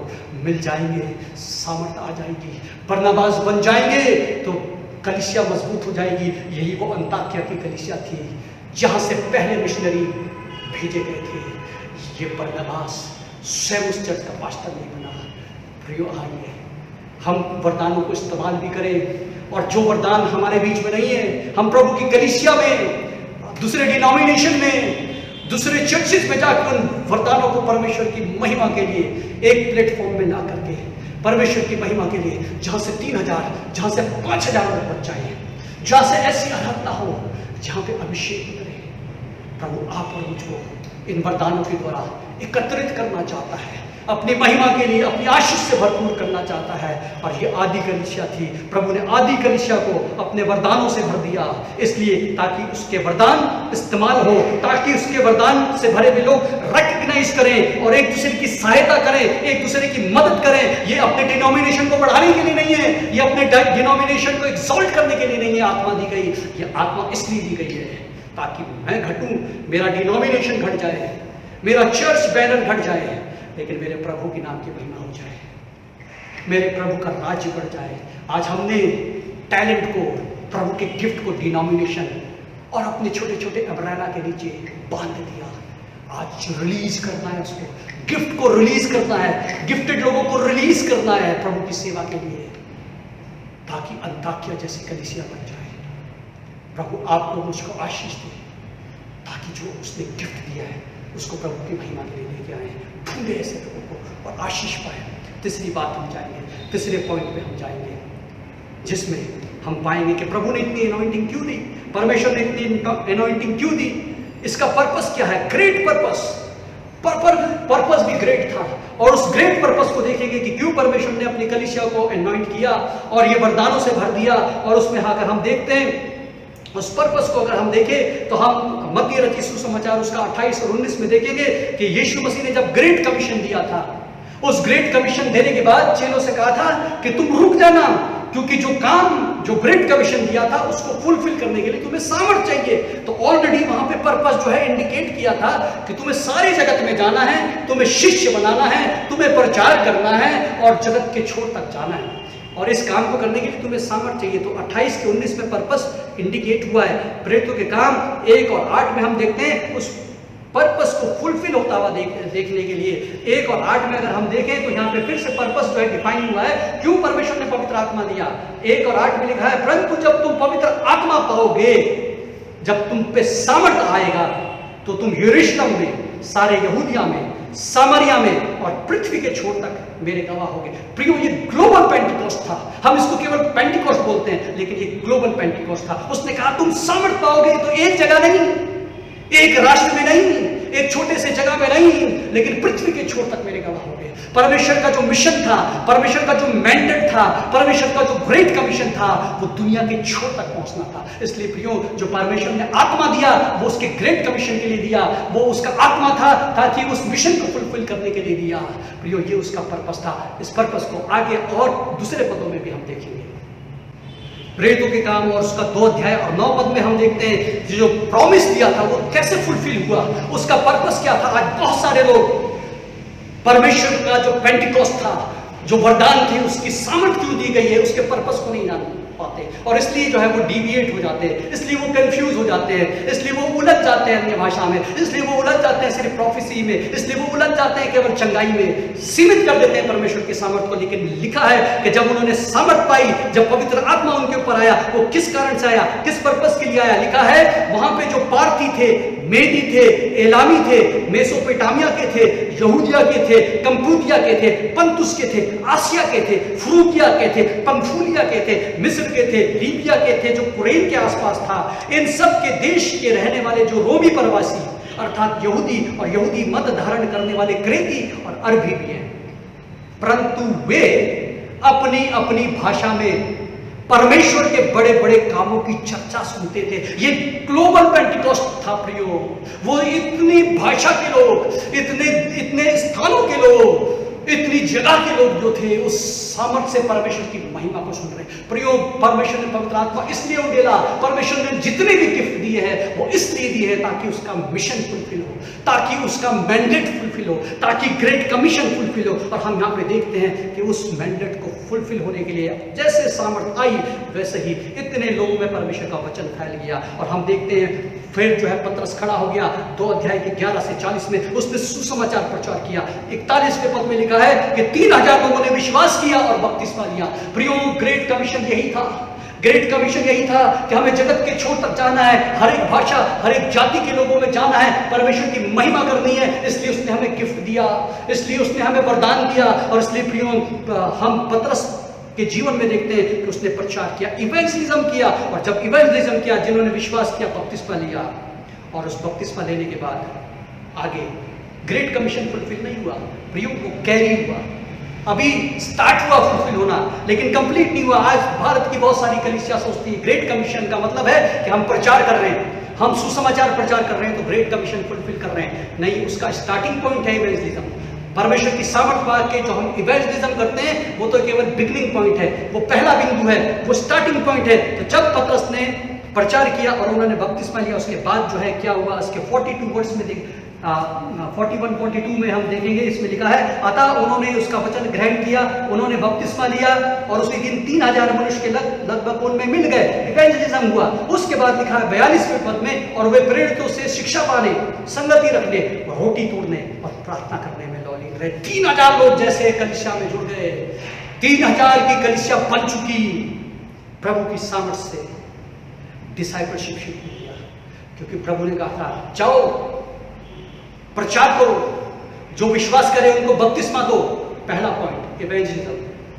और जब वो विश्वास करके बपतिस्मा लेके आ जाएं तो उनको वो सारी बातें मानना सिखाना जो मैंने तुम्हें सिखाई वो है डिसाइपलशिप। इसलिए प्रियो उनकी डिसाइपलशिप शुरू हो गई, उन्होंने शिष्यता शुरू कर दी। ये जो है ग्रेट कमीशन का दूसरा बिंदु था जो कलीसिया ने सामर्थ पाकर उसको फुलफिल करने की कोशिश करी। 6 अध्याय के 1 पद में हम इसी प्रेरितों के काम 6 अध्याय का 1 पद में यहाँ पे इस प्रकार से लिखा है कि उन दिनों में जब चेलों की संख्या बहुत बढ़ने लगी, प्रियो जब डिसाइपलशिप शुरू हुआ तो डिसाइपल बढ़ने लगे। प्रियो हम देखते हैं कि हिंदुस्तान की कलीसिया केवल इवेंजलिज्म में आके अटक गई है, डिसाइपलशिप के केवल पहले बिंदु को फुलफिल करने में अटक गई है, इससे बाहर नहीं निकल पा रही है, डिसाइपलशिप में नहीं आ पा रही है, डिसाइपलशिप नहीं हो पा रही है, इसलिए परमेश्वर का जो मिशन फुलफिल और कंप्लीट नहीं हो पा रहा है। इसलिए प्रियो परमेश्वर का वचन बताता है वो अपनी सामर्थ उसने उड़ेल दी है। प्रभु की सामर्थ से भरे हुए लोग उसकी कलीसिया में बैठे हैं। प्रभु चाहता है कि उनके गिफ्ट इस्तेमाल किए जाए, मिशन के लिए इस्तेमाल किए जाए, इवेंजलिज्म के लिए इस्तेमाल किए जाए, डिसाइपलशिप के लिए इस्तेमाल किए जाए, ताकि प्रभु अपने कमीशन को फुलफिल करे। प्रियो क्यों परमेश्वर ने हमको हर एक को जो वरदान दिया है वो उसके मिशन में लगाने के लिए दिया है। फिलिपुस को जो वरदान मिला उसने उसको मिशन में लगाया। प्रियो फिलिपुस ने अपनी सेवा नहीं शुरू करी, उसने फिलिपुस मिनिस्ट्री करके शुरू नहीं कर दिया। बरनबास ने बरनबास मिनिस्ट्री नहीं शुरू करी, लेकिन उसने उसको मिशन में लगा दिया। स्तिफनुस ने स्टीफन मिनिस्ट्री नहीं शुरू करी, लेकिन उसने सबने हर एक जन जो आत्मा से परिपूर्ण था, जो वरदानों से भरपूर था, उन्होंने मिशन में परमेश्वर के राज को बढ़ाने के लिए, और मिशन का मतलब है इवेंजलिज्म, मिशन का मतलब है डिसाइपलशिप। इसलिए जो है बरनबास शाऊल को ढूंढने के लिए एक डिसाइपल, उन्होंने कहा इनका इवेंजलिज्म हो चुका है, सुसमाचार प्रचार हो चुका है, बपतिस्मा मिल गया, इनको शिष्यता की जरूरत है। इसलिए प्रियो बरनबास ने शाऊल को ढूंढा। आज प्रभु आज आपसे उससे कहना चाहता है उन लोगों को ढूंढे, उनको नेटवर्क में लेकर आए, उनके साथ पार्टनरशिप करें, ताकि अपनी अपनी कलीसिया में हमें डिसाइपलशिप मूवमेंट हो सके। जैसा उन्होंने जो डिसाइपलशिप शुरू किया था, 6 अध्याय के 1 पद में लिखा कि वहां पे शिष्यों की संख्या बढ़ने लगी। प्रियो आज हम ये देखते हैं हर एक चर्च अपने पास, हर एक चर्च का पासवान को मालूम है उसके चर्च के मेंबर कितने हैं, लेकिन अगर ये पूछा जाए कि डिसाइपल कितने हैं, ये हमारे लिए जटिल सवाल होगा। हर एक पासवान के लिए एक जटिल सवाल होगा, क्योंकि हमको नहीं मालूम हमारे चर्च में कितने डिसाइपल हैं, क्योंकि डिसाइपलशिप कैसे हुए, इसको कैसे करना है, इसको सुचारू रूप से अपने प्लान में कैसे लाना है, हमने नहीं सोचा। क्योंकि हम जो आज की कलीसिया है, जो अंतिम कलीसिया है, वो मिशन के लिए फोकस नहीं है। आज की कलीसिया केवल संडे फोकस है, वो संडे चर्च चलाना चाहते हैं, वो संडे वर्शिप में फोकस रहना चाहते हैं। उनके प्रोग्राम केवल जो है अपने छोटे से प्रोग्राम तक सीमित है, उनका फोकस ग्रेट कमीशन नहीं है। इसलिए प्रियो आज परमेश्वर उन सारी कलीसियाओं से बात करना चाहता है, उनको लौटा के लाना चाहता है और कहना चाहता है, जैसे आदि कलीसिया ने इवेंजलिज्म में फोकस किया, आदि कलीसिया ने डिसाइपलशिप पे फोकस किया, और उन्होंने एक दूसरे की सहायता लेकर के डिसाइपलशिप को एक मूवमेंट बना दिया, ताकि यरूशलेम में बहुत अधिक शिष्य चेले कहलाए गए। काश कि हमारे चर्च में, उत्तर भारत के चर्च में ऐसे शिष्य भर दिए जाए, ग्रेट कमीशन जो है फुलफिल होने के लिए चर्च कमिटेड हो जाए। इसलिए प्रियो चर्च का जो प्रोग्राम है, चर्च के जो भी इवेंजलिज्म है, चर्च का जो भी वो कार्य करते हैं, वो जो है ग्रेट कमीशन में फोकस होने वाले होने चाहिए। इसलिए प्रियो परमेश्वर ने ग्लोबल पेंटिकॉस्ट और ग्लोबल जो हमें मैंडेट दिया है वो इसलिए दिया है ताकि हर एक चर्च परमेश्वर के मिशन को पूरा कर सके।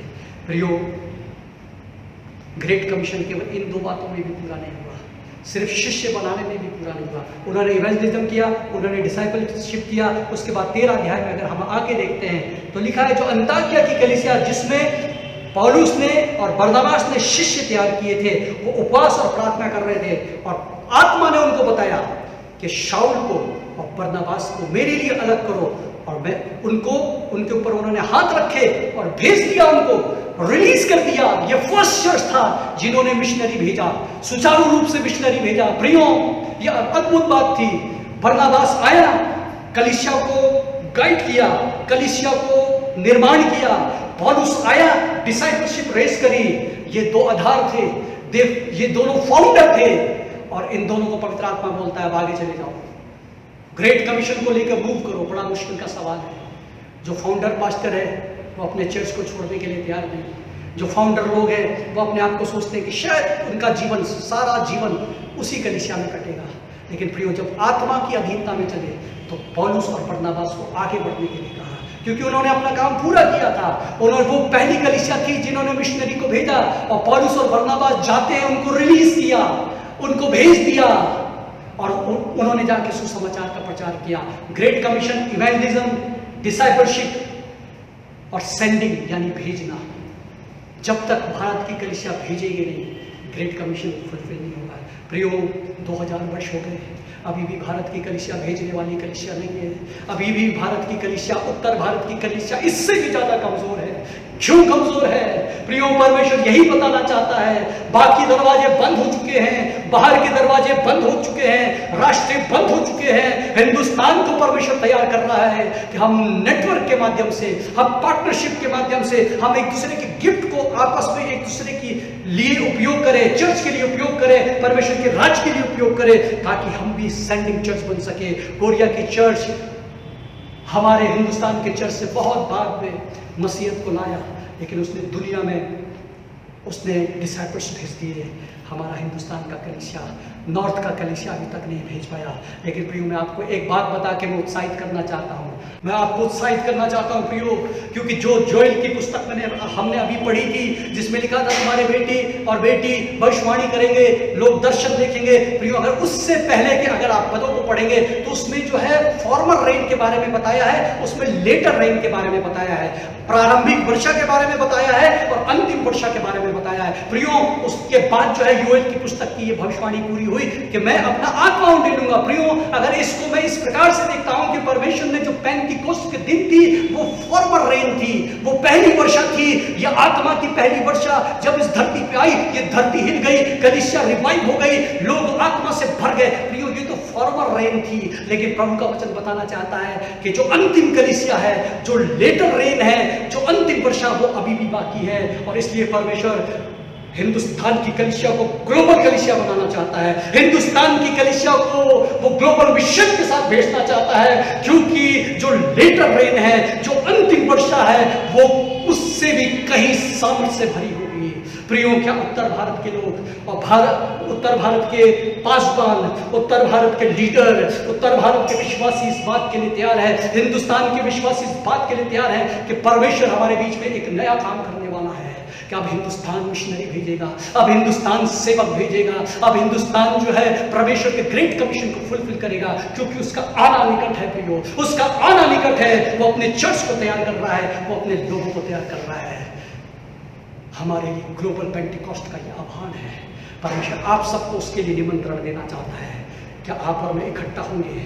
क्या आप और मैं भी परमेश्वर के साथ ऐसे अटैच होंगे कि हम एक दूसरे भाइयों को ग्रहण करना सीखेंगे, उनके साथ अटैच होना सीखेंगे, उनके गिफ्ट को रिकॉग्नाइज करेंगे, उनको इनवाइट करेंगे, उनको परमेश्वर की महिमा के लिए उपयोग करेंगे, ताकि ये मूवमेंट बन जाए, इवेंजलिज्म का मूवमेंट बन जाए, डिसाइपलशिप का मूवमेंट बन जाए, सेंडिंग चर्च एक मूवमेंट बन जाए, मिशन का एक मूवमेंट बन जाए।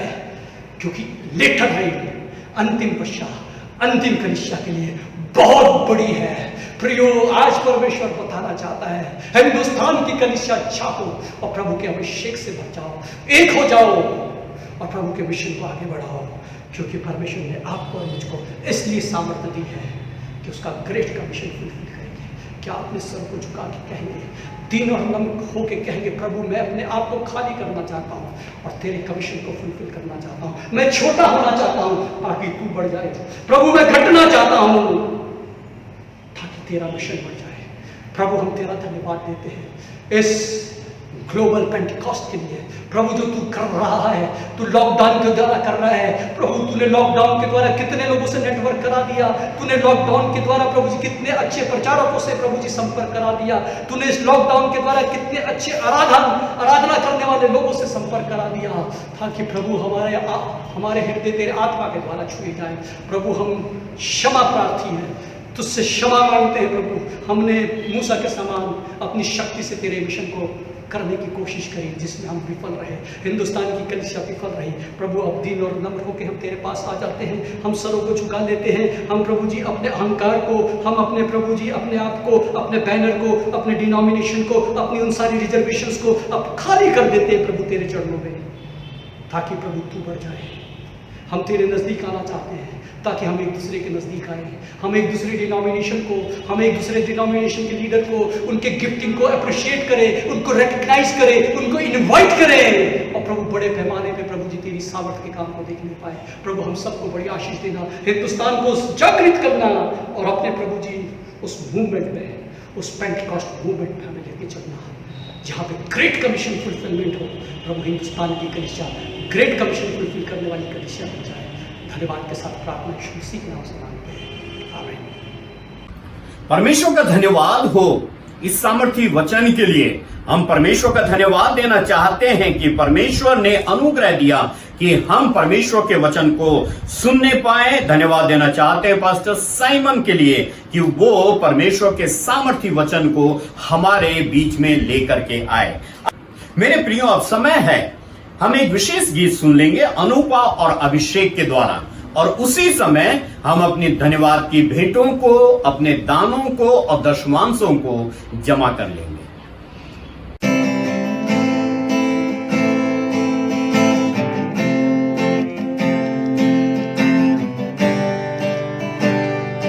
ये जिंदगी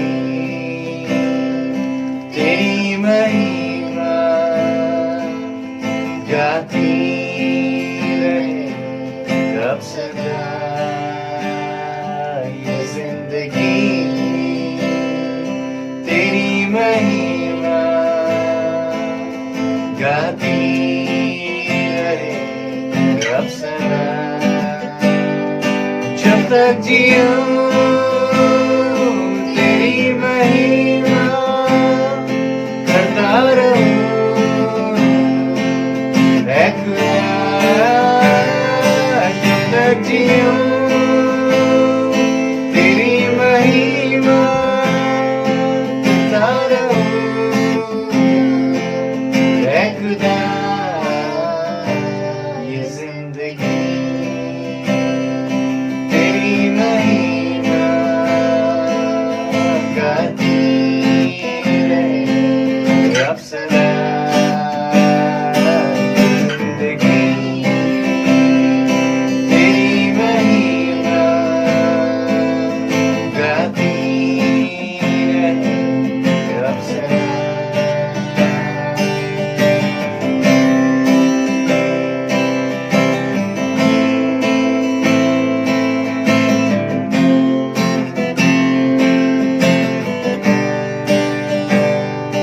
जब से है छुआ तूने मुझे, नई सांस जैसे फिर से आ गई। जब से है थामा हाथ तेरा, बंदी राहें जैसे फिर से खुल गई। जब से है छुआ तूने मुझे, नई सांस जैसे फिर से आ गई। जब से है थामा हाथ तेरा, बंदी राहें जैसे फिर से खुल गई।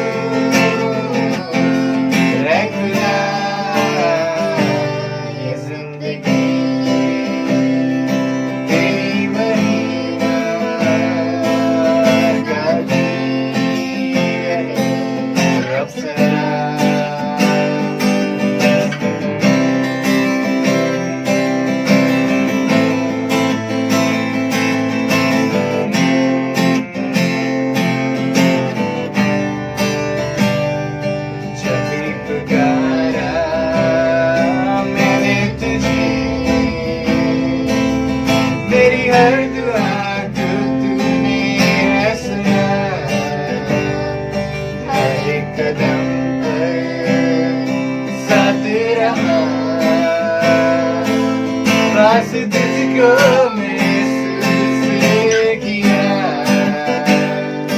जब भी पुकारा मैंने तुझे, मेरी हर दुआ को तूने सुना, हर एक कदम पर साथ रहा, पास तुझको महसूस किया। अब सना तेरी खुदा, जिंदगी को तुझको दिया। अब सना तेरी खुदा, जिंदगी को तुझको दिया। ये जिंदगी तेरी महिमा गाती रहे अब सदा। ये जिंदगी तेरी महिमा गाती रहे अब सदा। जब तक जियो तेरी महिमा करता रहूं, ऐ खुदा। जब तक जियो तेरी महिमा करता रहूं,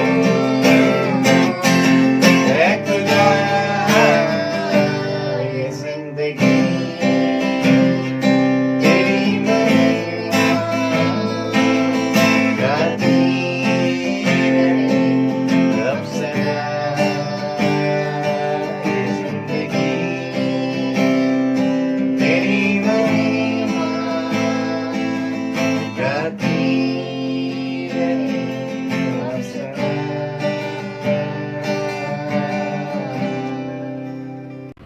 अनूपा और अभिषेक को इस सुंदर गीत के लिए धन्यवाद। मेरे प्रियो, अब समय है कि हम कुछ गवाहियों को सुन लेंगे। Praise the lord church. प्रभु का धन्यवाद करती हूँ कि प्रभु ने आज ये मौका दिया कि मैं आज आपके सामने प्रभु की महिमा के लिए मैं अपनी गवाही को शेयर करने जा रही हूँ। मेरा नाम राशि मेहंदी रत्ता है। मैं हिंदू परिवार से हूँ और नवजीवन चर्च ग्रेटर नोएडा से बिलोंग करती हूँ मैं। मेरे 2 बेटे हैं। ये सन 2008 की बात है कि मुझे सिर में बहुत अजीब सी दर्द स्टार्ट होनी शुरू हुई और ये दर्द मुझे ऐसे लगता था जैसे कोई मेरे ड्रिलिंग कर रहा हो। और इस प्रॉब्लम के साथ साथ मुझे एक और प्रॉब्लम स्टार्ट हो गई कि मुझे नेज़ल पॉलिप्स थे, जिससे कि मेरे दोनों नोस्ट्रल बंद हो जाते थे और स्प्रे लेने के बावजूद भी, जब मैं स्प्रे करती थी उसके बावजूद भी थोड़ी देर तक मुझे सांस आती थी, लेकिन फिर उसके बाद एकदम से सांस बंद हो जाती थी। तो ये दोनों प्रॉब्लम से मैं टैकल कर रही थी अपने आप को, अपनी लाइफ को बहुत टफ तरीके से मैं व्यतीत कर रही थी। और मेरे हस्बैंड मुझे साइकेट्रिस्ट के पास भी लेके गए, क्योंकि इतना सिर में दर्द रहता था 24 घंटे का कि मुझे साथ साथ नेगेटिविटी स्टार्ट हो गई। और मैंने कम से कम 1.5 साल तक इस डिप्रेशन की मेडिसिन भी खाई, लेकिन मुझे किसी तरह का कोई रिलीफ नहीं मिलता था। और ये सिलसिला मेरा कम से कम 7 साल तक चला। मुझे 24 घंटे की मुझे दर्द थी और मुझे सांस लेने में प्रॉब्लम होती थी, नेगेटिविटी रहती थी मुझे। और ये सब दौर मेरा चल रहा था और मेरी ऐसी कंडीशन आ गई थी कि बच्चे मुझे डॉक्टर के पास लेके जाते थे और मुझे डॉक्टर इंजेक्शन लगाता था और मैं वहाँ पे बेहोश हो जाती थी। और घर आने पर शाम होते होते तक फिर मेरी वही हालत हो जाती थी कि मुझे वैसे ही बहुत नेगेटिविटी स्टार्ट हो जाती थी। तो इन सब चीज़ों को मेरे घर पर एक मेड आती थी, वो सब इन चीज़ों को देख रही थी कि मेरी कैसी हालत है। तो उसने एक दिन मुझे बोला कि मेरे बेटे को एक चर्च जाने से रिलीफ मिला है, क्योंकि उसके बेटे को भी कुछ बवासीर की प्रॉब्लम थी, तो उसको चर्च जाने से हीलिंग मिली थी। उसने मुझे भी बोला कि आप भी एक बार चर्च होके आइए। तो मैंने इस बात को स्टार्टिंग में तो बहुत कैजुअली लिया, क्योंकि मैं बहुत कुछ करके देख चुकी थी। बहुत से डॉक्टर्स को मैंने चेंज किया, होम्योपैथिक, एलोपैथिक, आयुर्वेदिक, मुझे किसी भी डॉक्टर से रिलीफ नहीं मिला। और मैं बहुत पाठ पूजा भी करवा चुकी थी, तांत्रिक, ये मंदिर, मस्जिद, गुरुद्वारा, हर चीज़, हर जगह मैं जाके देख चुकी थी, लेकिन मेरे को किसी भी तरह से कोई रिलीफ नहीं हुआ। तो जब उसने ये सब चीज़ देखी और कुछ जाने से हीलिंग मिली थी, उसने मुझे भी बोला कि आप भी एक बार चर्च होके आइए। तो मैंने इस बात को स्टार्टिंग में तो बहुत कैजुअली लिया, क्योंकि मैं बहुत कुछ करके देख चुकी थी।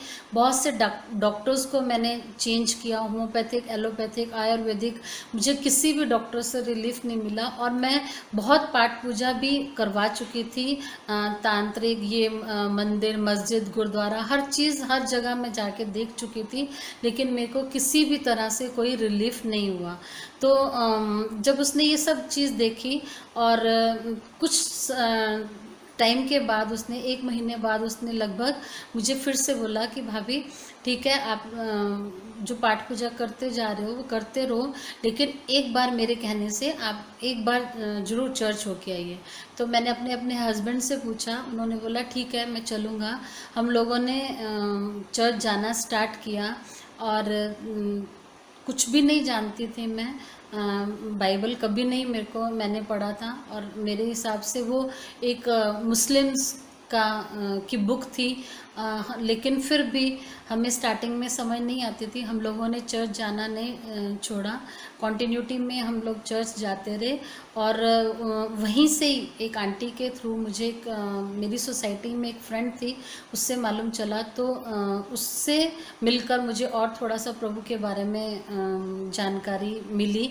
और धीरे धीरे पास्टर साइमन से उसने इंट्रोड्यूस कराया। पास्टर साइमन हमारे घर आते थे और हमें पूरी टीचिंग दी उन्होंने घर आके पर्सनली।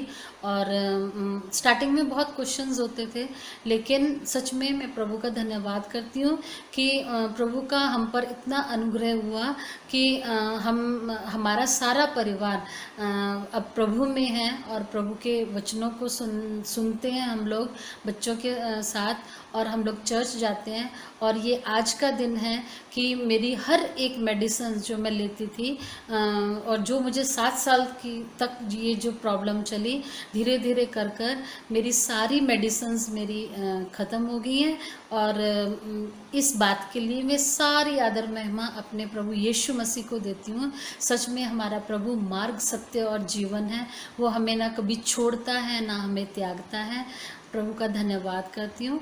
और अपने पास्टर साइमन और सिस्टर मर्लिन का भी मैं बहुत धन्यवाद करती हूँ कि उन्होंने सच में कितनी मेहनत की, हमारे घर आए और हमारे लिए प्रार्थनाएं की, हमें प्रभु से मिलवाया।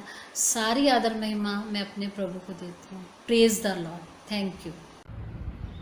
परमेश्वर का धन्यवाद हो इन गवाहियों के लिए। मेरे प्रियो, अब समय आ गया है कि हम विशेष प्रार्थना में जाएंगे और वचन के लिए धन्यवाद देंगे, और इस ऑफरिंग के लिए हम प्रार्थना करेंगे। और मैं निवेदन करूंगा पास्टर महेश से, जो कि नवजीवन चर्च चमनपुरी देहरादून से हैं, वो सामने आए और प्रार्थना में अगुवाई करें।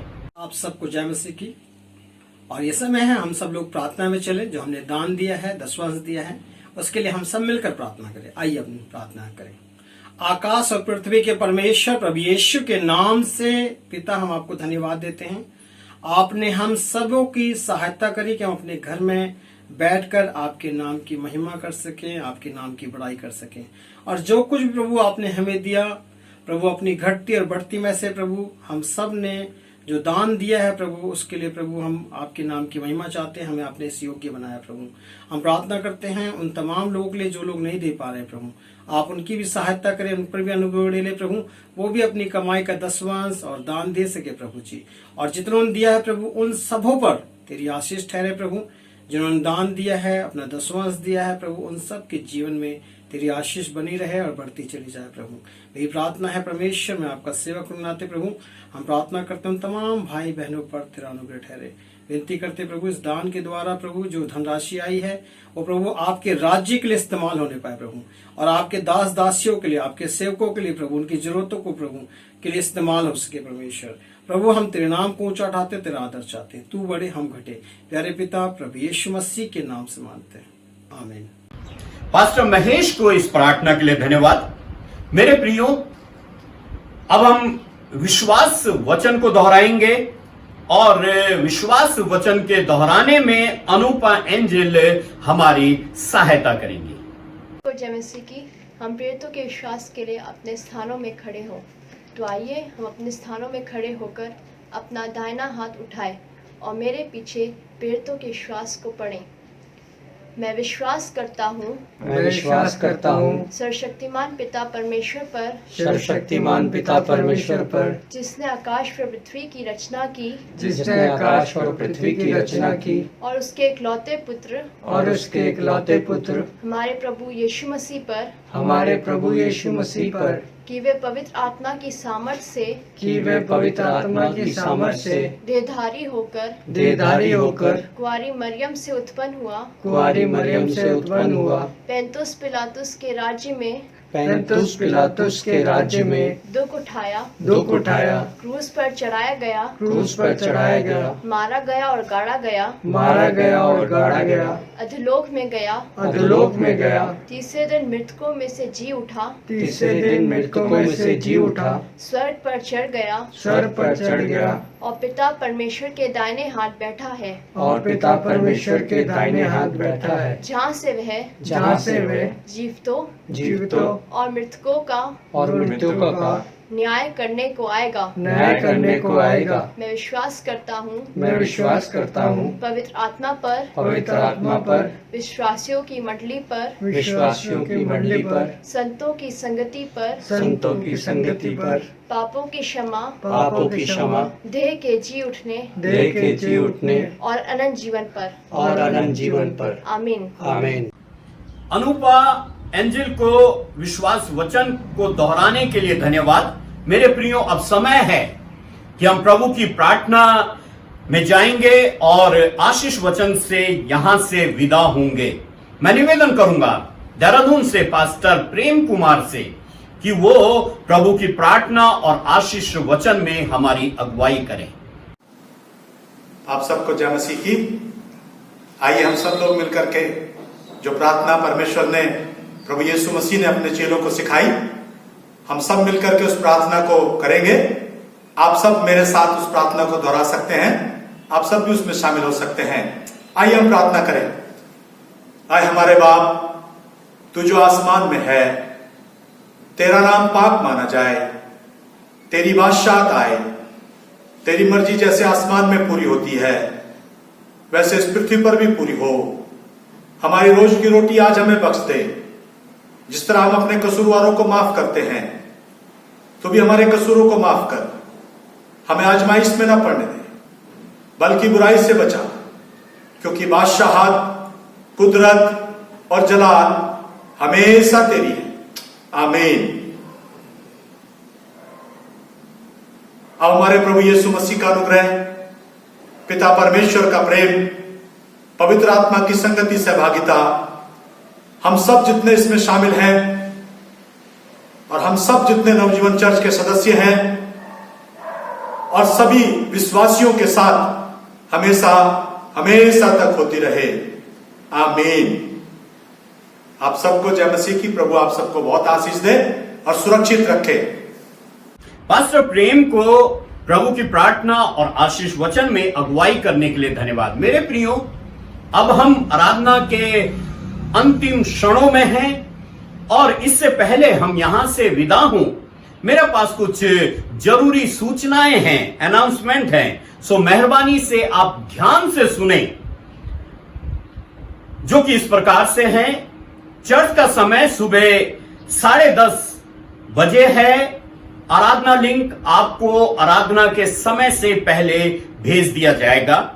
नवजीवन चर्च नेटवर्क आपको आमंत्रित करता है कि आप 3 से 5 मिनट की अपनी गवाही और या गीत या सेवा के बारे में बताना चाहते हैं तो आप स्वतंत्र हैं। आप हमें बुधवार तक रिकॉर्ड करके आप भेज सकते हैं। अगली सूचना है, अगर आपको कमजोर नेटवर्क की समस्या हो रही है तो आप आराधना को पहले डाउनलोड कर लें ताकि आराधना में कोई समस्या ना हो। और मैं निवेदन करूंगा बच्चों से और जवानों से कि वो डाउनलोड और सेटअप को तैयार करने में अपने माता पिता और दूसरों की सहायता करें। मेरे प्रियो, अगली सूचना है, आप अपने परिवार और दोस्तों और परिचित लोगों को भी इस आराधना लिंक को भेज सकते हैं ताकि वो भी हमारे साथ आराधना में सहभागी हो सके। मेरे प्रियो, अगली सूचना बड़ी महत्वपूर्ण है, मेहरबानी से आप सुने। अगले रविवार को प्रभु भोज की आराधना होगी, इसलिए आपसे निवेदन है कि आप अपने घरों पर ही प्रभु भोज की तैयारी कर लें। रोटी और जूस तैयार रखें जैसे कि पिछले माह में की थी। मेरे प्रियो, क्योंकि अब लॉकडाउन में काफी छूट मिलनी शुरू हो गई है, इसलिए आपसे निवेदन है कि जो रविवारिया दान, दशमांश और धन्यवादी भेंट जो आपने विशेष विषयों के लिए, जन्मदिन में या शादी की सालगिरह के उपलक्ष्य में परमेश्वर के लिए अलग रखी हैं, उसे आप चर्च में या चर्च से संबंधित व्यक्ति के पास जमा करवा दें और जमा की गई राशि की रसीद अवश्य ले लें।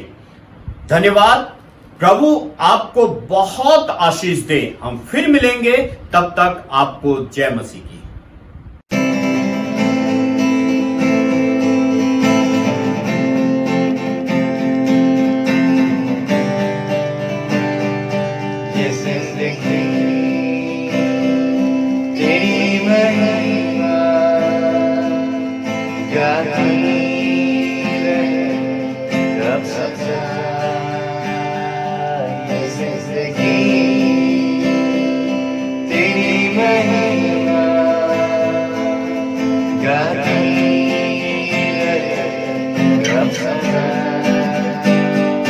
जब तक जियूं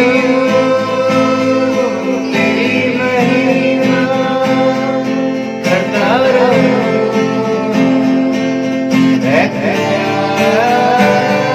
जब तक जियूं तेरी महिमा करता रहूं,